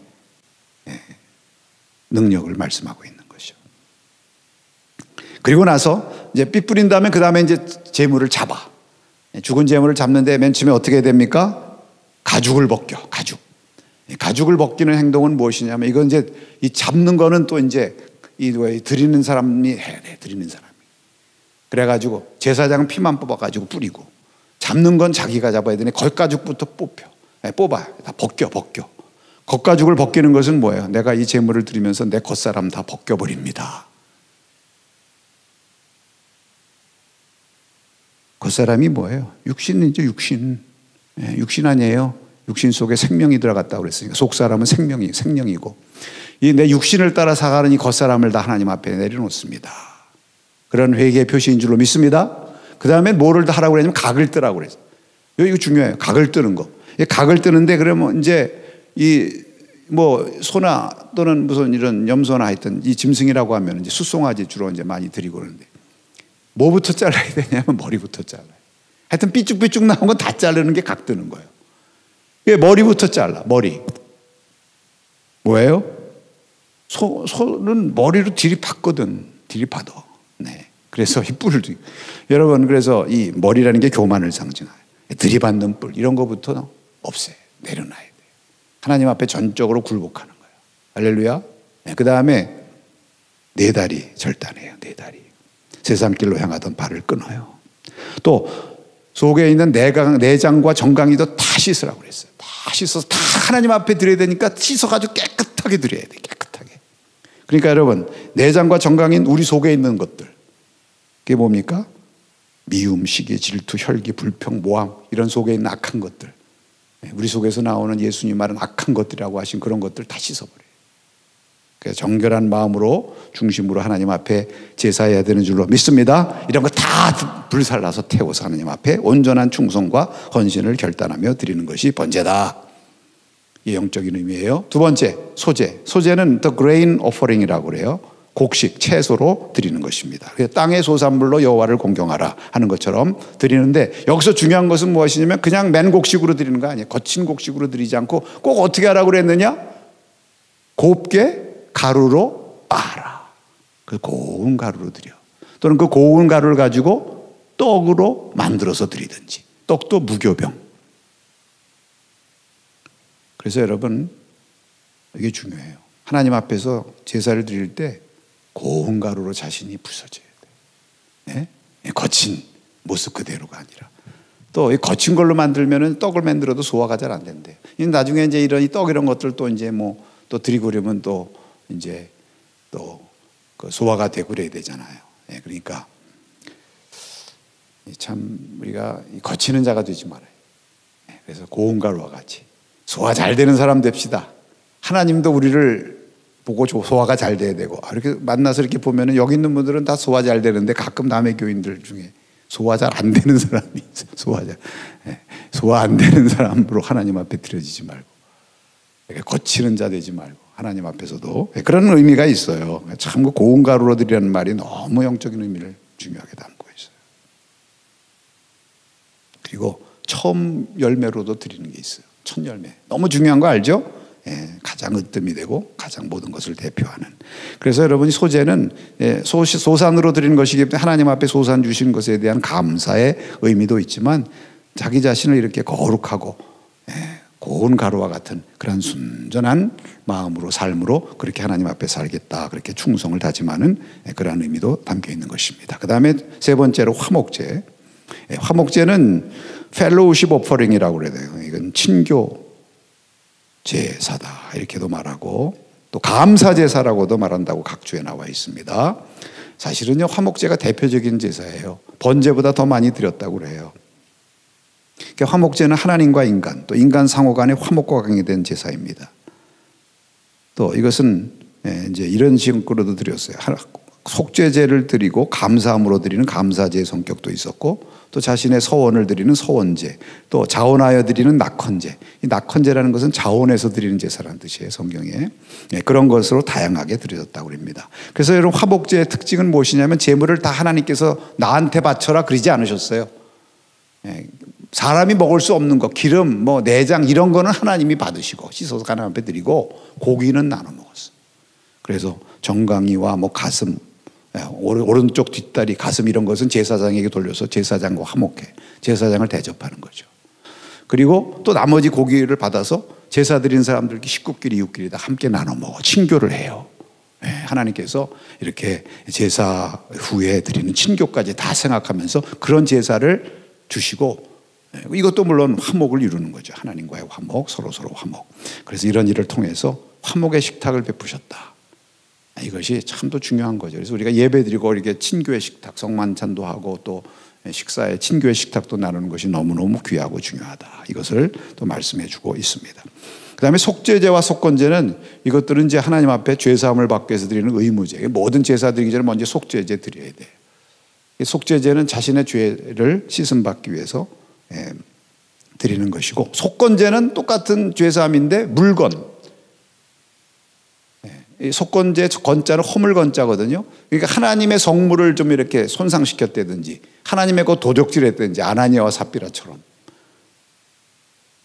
또는 다른 사람의 물건을 손해를 끼쳤다든지 그럴 때는요, 먼저 하나님 앞에 잘못했습니다 하고 속건제 제사를 드리고 그다음에 보상해야 돼서 보상까지가 완전히 제사의 끝이야.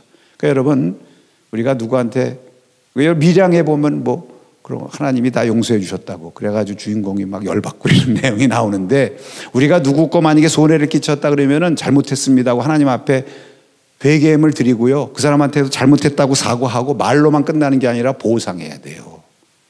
신명기나 이런 데 가서 보면은 4배나 갚겠나이다. 삭개오가 누구의 것을 토색한 것이 있으면 몇 배 갚는다고 그랬어요? 4배나 갚는다고 그랬어요. 보상해야 돼. 근데 4배까지 못 갚더라도 제대로는 해놔야지. 제대로는. 그런 것도 안 해놓고 하나님이 다 용서해 주셨다면서 얌체같이 입 싹 씻으면 하나님이 그 제사 받지도 않으실 거예요. 그러니까 여러분, 그런 의미가 속건제에 있다. 그래서 하여튼 속죄제, 속건제도 참 중요하죠. 우리가 하나님 앞에 늘 나갈 때는 먼저 죄를 정결하게 씻음받고 내 자신을 회개하는 게 얼마나 중요한가. 예배하러 주님 앞에 나올 때도 먼저 회개하는 마음으로 나와야죠. 그래서 우리가 하나님 앞에 예배 드릴 때도요, 먼저 회개부터 해야 돼요. 기도도요, 여러분, 모든 대표 기도할 때 먼저 하나님께 영광, 그 다음엔 우리의 잘못을 고백하오니 용서해 주시옵소서. 회개 기도부터 반드시 해요. 이게 순서예요, 순서. 그래서 이 속죄제 할 때는요, 기름과 콩팥 일부만 태우고 나머지 전체는, 번제 때는 나머지 전체 누구한테 태워서 바쳤어요? 하나님 앞에 바쳤는데, 이 속죄제 때는 나머지 전체를 저 진영 밖으로 가지고 나서 거기서 불살랐다고 그랬어요. 진영 밖, 동문으로 나가가지고 아주 그냥 멀리 죄를 쫓아보낸다, 다 없애버린다 하는, 그런 아주 모조리 그런 의미에서 진영 밖으로 모든 재물을 다 가지고 나가서 거기서 태웠다. 우리 주님께서 영문 밖으로 나가셔가지고 거기서 십자가 지신 것을 예표한다. 이렇게도 볼 수가 있습니다. 하여튼 이런 속죄제, 속건제 이런 것들 우리에게 또 주시는 영적인 의미가 있습니다. 7가지 절기는 제목만 얘기하고 넘어갑시다. 여러분, 우리 다 잘 아는 거니까. 자, 그다음에 7가지 절기가 이제 출애굽기, 레위기, 민수기, 신명기 골고루 나옵니다. 7가지 절기 뭔지 한번 자, 제일 처음에 6월절. 그리고 6월절과 연계될 절기가 뭐죠? 무교절. 6월절 밤이 지나면 바로 무교절기가 일주일 동안 시작돼. 그렇죠? 누룩 제거하는 절기. 누룩 없는 땅 빵 먹고. 그 다음에 세 번째는 뭡니까? 무교절 다음에 오는 절기가 첫 열매 드리는 절기. 초실절. 뭐 다 아시는데 갑자기 이게 생각하려니까 그렇죠. 그 다음에 초실절 다음에는 또 무엇이 있습니까?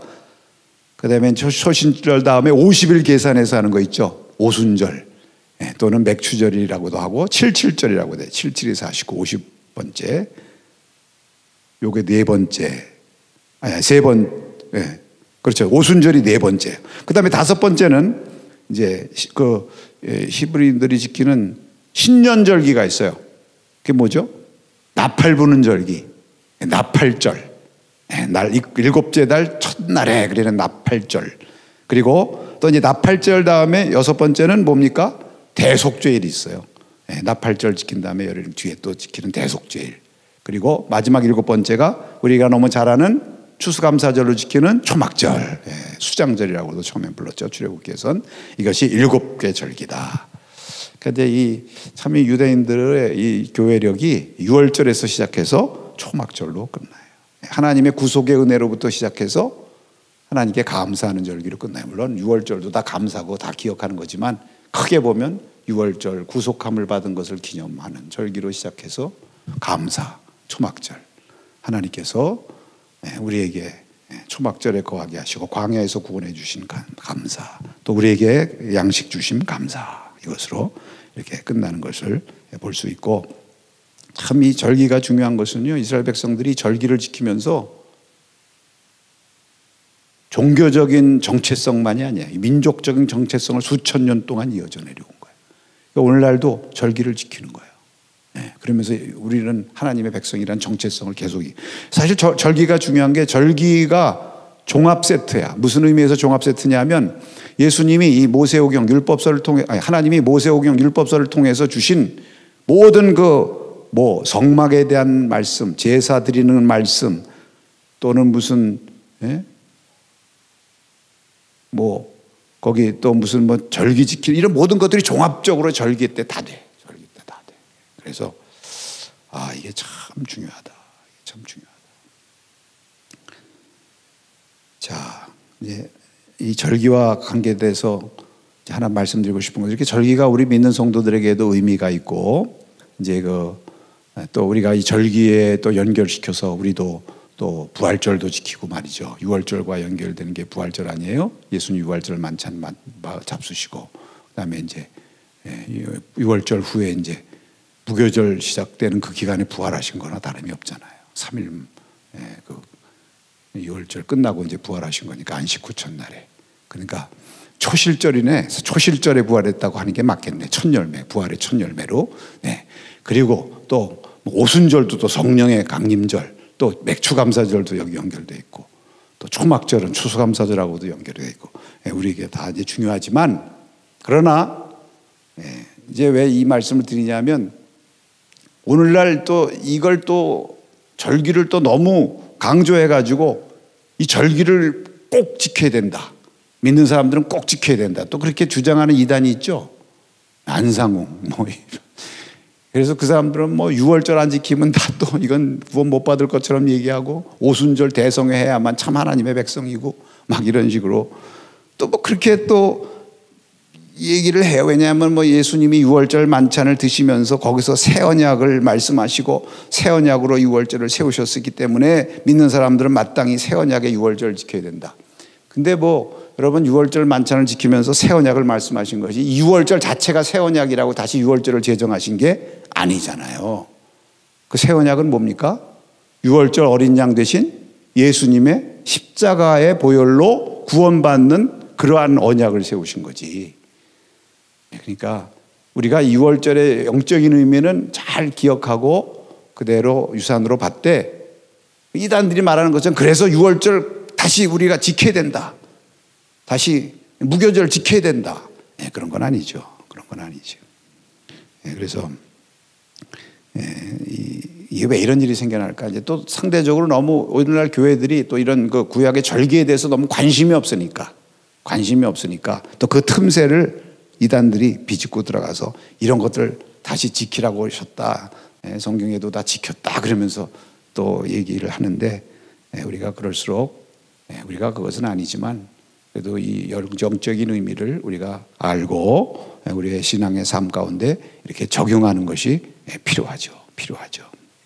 그 예수님께서 누가복음 22장 16절에 그런 말씀하셨거든요. 누가복음 22장 16절 한번 볼까요?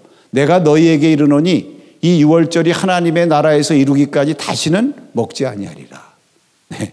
이제 유월절 만찬을 하시면서 새 언약을 세우셨지만 유월절 만찬 다시 먹고 유월절 지키라고 그러셨어요? 아니요. 이 땅에서는 다시 먹지 않는다고 했어요. 왜? 예수님 자신이 유월절의 모든 절기의 모든 내용과 영적인 의미를 다 어떻게 하셨어요? 이루시고 대신하셨어요. 대신. 그렇기 때문에 우리는 유월절 어린 양 대신 예수님을 믿고 그분이 우리에게 주신 그 은혜를 기억하는 성만찬을 지키는 거죠. 유월절 만찬을 성만찬으로 지키는 거지 다시 유월절을 지켜야 된다. 그거는 어거지 교리다. 이렇게 우리가 생각을 하시면 될 것 같아요. 자, 이게 시간이 많이 갔습니다. 그럼 간단히 민수기, 신명기 간단히 좀 더 하고 마치도록 할게요. 자, 네 번째 책이 이제 민수기.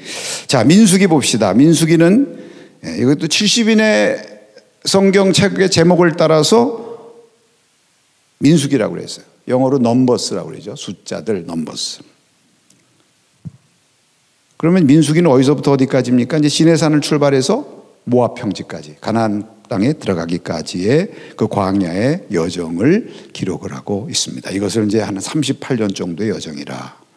그래서 이 광야에서의 하나님의 인도하심과 돌보심, 또 백성들의 범죄와 불순종으로 인한 심판, 또 이것을 통한 후대들의 그 다음 세대들을 계속 교육하시는 이제 그런 내용이 쭉 이어지게 됩니다. 그래서 여러분 민수기는 두 의미를 두 별명을 다 갖고 있어요. 한편으로는 순종의 책, 순종을 강조하고 또 한편으로는 방황의 책이라고 해요. 하나님 불순종하고 반역함으로 방황하는 이스라엘 백성들. 그것 때문에 가나안 입성이 지연되고 또 결국은 가나안 땅에 다 들어가지 못하고 광야에서 죽게 되는 그러한 사건을 기록한 것이고요. 그래서 이 가데스 바네아에서 일어났던 12 정탐꾼 보내는 이야기, 참 또 의미를 갖고 있어요. 하나의 그 민수기의 전환점이다 이렇게 볼 수가 있고, 하여튼 하나님의 인도하심과 돌보심도 많이 나오지만 반역 사건들도 많이 나와요. 뭐 고라가 반역한 사건이라든지 또 계속해서 불평하고 원망하고 불뱀 사건 뭐 이런 것들. 그러나 그러한 때에서도 우리가 순종하고 하나님 의지하고 나가면 산다 하는 것을 이제 계속 가르쳐 주시는 거죠. 그래서 민수기의 전체 구성은 1장서부터 12장까지는 계수하는 것. 이 계수가 중요해요. 하나님의 군대이기 때문에 이제 광야를 힘차게 진영을 꾸려서 달려나가는 그런 말씀들이 나오고, 그 다음에 13장에서부터 25장까지는 바란 광야에서 정탐꾼 보내는 사건에서부터 백성들의 원망과 불신앙으로 인한 광야의 방황과 세대 교체, 이런 것들이 나옵니다. 그리고 마지막 26장, 36장까지는 2차 계수와 함께 새로운 가나안을 향한 그런 도전, 준비, 가나안 정복 준비, 이런 내용으로 이렇게 되어 있어요. 우리가 민수기를 이제 요약하면서 민수기에서 우리가 꼭 기억해야 될 세 가지 하나님의 인도하심의 상징, 요 세 가지만 기억하십시다. 그게 뭐냐면 첫째는 구름이고 두 번째는 나팔이고 세 번째는 언약궤예요. 자, 첫째 구름으로 인도하셔. 이제 출애굽기에도 구름 기둥과 불 기둥 이런 말들이 나옵니다만 이제 민수기에서는 이제 구름이 많이 나와요. 구름. 그래서 하나님께서 이 구름을 통해서 인도를 하시는데, 구름이 이제 가면서 구름이 이동하면 같이 이동하고 구름이 머무르면 그 자리에 머물고 그렇게 하셨습니다. 그러니까 구름이 인도하는 대로 따라간다는 것은 내가 가고 싶은 대로 간다는 것이 아니라 하나님이 인도하시는 대로 간다는 거죠. 때로는 내가 가고 싶지 않아도 구름이 움직이면 어떻게 해야 돼요? 일어나서 가야 돼요. 또 때로는 나는 주저앉고 싶어. 근데 구름이 계속 가. 그럼 계속 가야 돼요. 또 나는 계속 가고 싶어. 여기 너무 좋으네. 계속 더 갔으면 좋겠다. 근데 구름이 딱 멈췄어. 그러면 어떻게 해야 돼요? 멈춰야 돼요. 하나님께 절대 순종. 이것을 훈련시키시는 거죠. 그래서 또 인생이라는 것은 진행할 때와 머물 때를 또 잘 분별하는 것도 지혜라고 생각합니다. 머물러야 할 때는 또 머물러야 할 것을 알아야 되고요. 그래 머무를 때는 또 머물러서 어떻게 조용히 기도하고 진영을 꾸리고 자신을 정비해야 돼. 또 다시 일어나서 갈 때를 준비하는 재충전의 시간이기도 해요. 인내의 시간이기도 하고 연단의 기회이기도 하고 또 이제 머무르면서도 성막을 바라보고 그렇게 성막 주위에서 하나님을 예배하고 그러다 또 이제 일어나라 그러면 이제 하나님의 인도하심을 따라 하나님 바라보고 담대하게 일어나서 나가고 그런 그 성도의 여정을 보여주고 있습니다. 그 다음에 두 번째가 뭐냐면은 나팔이었어요. 나팔은 부르는 신호였습니다. 그래서 모여라 하고 나팔 부르면은 다 모여야 돼요. 또 이제 전진하라 또 나팔 부르면 진행을 향한 또 나팔이 있기도 했어요. 싸우러 나가라 그러면은 싸우러 나가는 나팔도 되고. 저는 이 나팔 신호를 보면서 뭐 구름도 그렇지만 이 나팔 신호에서 이 하나님의 백성들이 가져야 될 두 가지 움직임이 있다고 생각합니다. 하나는 뭐냐? 모여라 그러면 모이는 거예요. 모이는 걸 잘해야 돼. 하나님의 백성들은 모이는 걸 잘해야 돼. 그 다음에 두 번째로는 또 흩어져라. 다시 사는 곳으로 흩어져서 나가라. 흩어져서 자기 각자 삶의 자리에 나가서 열심히 삶의 책임들을 감당하는 이거 잘해야 돼. 이런 것들을 하는 것이 나팔 신호였어요. 싸우라 그러면 싸워야 돼. 전쟁하라 그러면 전쟁하고. 그래서 퇴각하라 하는 나팔 신호는 없어요. 여러분 이걸 기억해야 돼요. 하나님의 백성들한테 뒤로 돌아가는 건 없어요. 이스라엘 백성들이 계속 광야에서 계속 유혹받았던 게 뭐죠? 애굽의 고깃가마요. 하여튼 애굽에서 고생하며 살았으면서도 그때가 좋았던 것처럼 막 미워하면서 말입니다. 고깃가마가 좋았는데 뭘 좋긴 뭘 좋아요. 거기서 죽을 뻔해가지고 살려달라고 그럴 때는 언제고. 사람이 그렇다고. 꼭 지금 힘들면요. 과거는 더 힘들었는데 그때가 좋대. 지금이 좋은 줄로 믿으시기 바랍니다. 아무리 그래도 지금이 좋죠. 과거에 뭐 아무리 좋았도 지금이 좋지. 돌아가라는 나팔신은 없으니까 우리 성도들에게는 돌아가는 것은 없다. 그것을 알려주죠. 언약궤. 언약궤는 무엇입니까? 백성들을 인도하는 거예요. 말씀으로 인도한대. 근데 언약궤가 맨 앞에 섰다고 그랬어요. 이게 중요하죠. 광야는 한 번도 가보지 못한 미지의 여정이었었어요. 그러나 우리가 미지의 여정이지만 우리가 담대히 가는 것은 어떻게 갈 수 있습니까? 언약궤가 앞서가시기 때문에. 그래서 민수기에서 하나님은 어떤 하나님으로 나타나냐면 앞서가시는 하나님. 그 앞서가시는 하나님을 단적으로 보여주는 징표가 뭡니까? 언약궤가 앞서가는 거예요.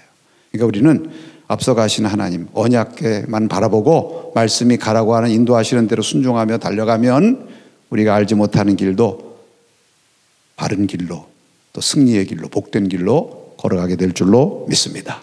그래서 이 세 가지 구름, 나팔, 언약궤 이 세 가지를 민수기를 읽으면서 꼭 우리가 붙들어야 되는 거예요. 자, 마지막 신명기 결론적으로 이게 모세오경의 결론이에요. 신명기 간단하게 결론적으로 말씀드립니다. 신명기라는 말은 이것도 이제 이게 70인역 그래서 하나님의 명령을 진술한다는 뜻이에요. 신자는 말할 신자예요. 또 계명명자 하나님의 명령을 계명을 선포한다. 근데 이제 영어로는 듀트로노미라고 그러죠. 두 번째 율법. 70인역 제목에서 따온 것입니다. 대부분은 모세의 고별 설교와 언약갱신이 30장까지 이어져 있고 그 다음에 마지막 후반부에 모세의 유훈과 모세의 죽음 이렇게 되어 있습니다. 그래서 가나안 입성을 앞둔 후대 세대들에게 40년 광야 여정에서의 하나님의 구원과 심판의 역사를 상기시키고 구원하신 것뿐만 아니라 잘못해서 이렇게 심판받았다는 것도 상기시켰어요. 택함을 받은 하나님의 백성이 지켜야 될 율례와 법도를 선포하고 있습니다. 그 가운데는 크게 두 가지 법이에요. 하나는 하나님과의 바른 관계를 위한 종교적인 법들, 십계명을 위시해서 그 다음에 또 하나가 있는데 이웃과의 바른 관계를 규정한 사회적인 규례와 법도들, 이것이 있고, 특히 신명기에 사회법들이 많이 나와요. 여러분, 이것을 또 우리가 중요하게 생각을 해야죠. 그래서 이 신명기를 한 문장으로 말하면 10계명과 그 시행세칙들을 선포한 것이다. 또 이 10계명과 그의 시행세칙을 잘 선포함으로 언약 백성이 되도록 다시 언약갱신을 한 것이다. 가나안 땅에 들어가서 그대로 해야 된다, 이렇게 교육하는 거죠. 핵심 주제는 무엇인가? 여러분 너무나 잘 아는 거예요. 말씀에 대한 순종과 복, 불순종과 저주, 여기에 대해서 말. 그러니까 말씀을 순종하면 복을 받고 불순종하면 저주받는다. 이게 분명한 거죠. 신명기의 주제입니다. 그래서 이것을 교육하면서 다 순종해서 복받기를 촉구하는 것이죠. 그래서 마지막으로 요절 한 말씀 읽고 마치겠습니다. 신명기 30장 19절에서 20절. 모세오경 전체 요약이기도 해요. 우리 한번 다 같이 큰 소리를 읽겠습니다. 내가 오늘 하늘과 땅을 불러 너희에게 증거를 삼노라. 내가 생명과 사망과 복과 저주를 내 앞에 두었은즉 너와 내 자손이 살기 위하여 생명을 택하고 내 하나님 여호와를 사랑하고 그의 말씀을 청종하며 또 그를 의지하라. 그는 내 생명이시요 내 장수이시니 여호와께서 내 조상 아브라함과 이삭과 야곱에게 주리라고 맹세하신 땅에 내가 거주하리라. 네, 그렇죠. 뭡니까? 생명과 사망과 복과 저주를 내 앞에 두었은즉 너와 내 자손이 살기 위해서 무엇을 택하라? 생명을 택하라. 생명을 택하고 이렇게 하기 위해서는 어떻게 해야 돼요? 하나님 여호와를 사랑하고 그의 말씀을 청종하고 의지해야 되는 거예요. 네. 그러면 어떻게 돼요? 하나님이 주신 땅에서 내가 거주하리라. 이것은 오래오래 잘 살게 될 것이다. 그래서 잘하면 오래오래 살았어요. 근데 나중에 어떻게 했어요? 우상 섬기고 불순종의 길로 가다가 땅을 빼앗기고 바벨론에게 망한 거죠. 사실은 신명기의 그 학자들이 그런 얘기를 해요. 이 신명기의 이 사상이 그 심판받아서 나라 다 빼앗기고 그때 회개하는 마음으로 쓴 내용이 여기 많이 들어가 있다고 그래요. 아, 우리가 그렇게 해서는 안 되겠지. 하여튼 여러분 이런 거 말씀 우리가 잘 읽고 말씀대로 다시 잘 행합시다. 그래서 복받는 자 되시기를 축원합니다. 네. 오랜 시간 동안 1시간 반 동안 수고하셨습니다. 여러분 말씀 하나라도 여러분 은혜 받고 통독하는 데도 도움이 되시고 또 이 말씀을 통해서 저와 여러분에게 큰 축복이 되기를 바랍니다. 기도하겠습니다. 하나님 아버지 감사합니다.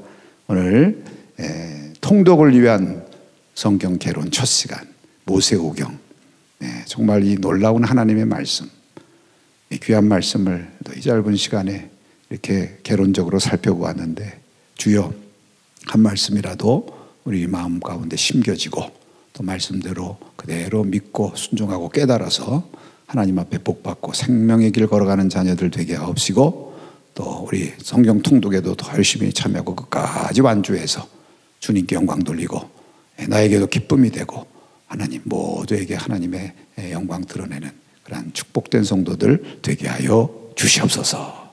예수님의 이름으로 기도합나이다. 아멘. 할렐루야.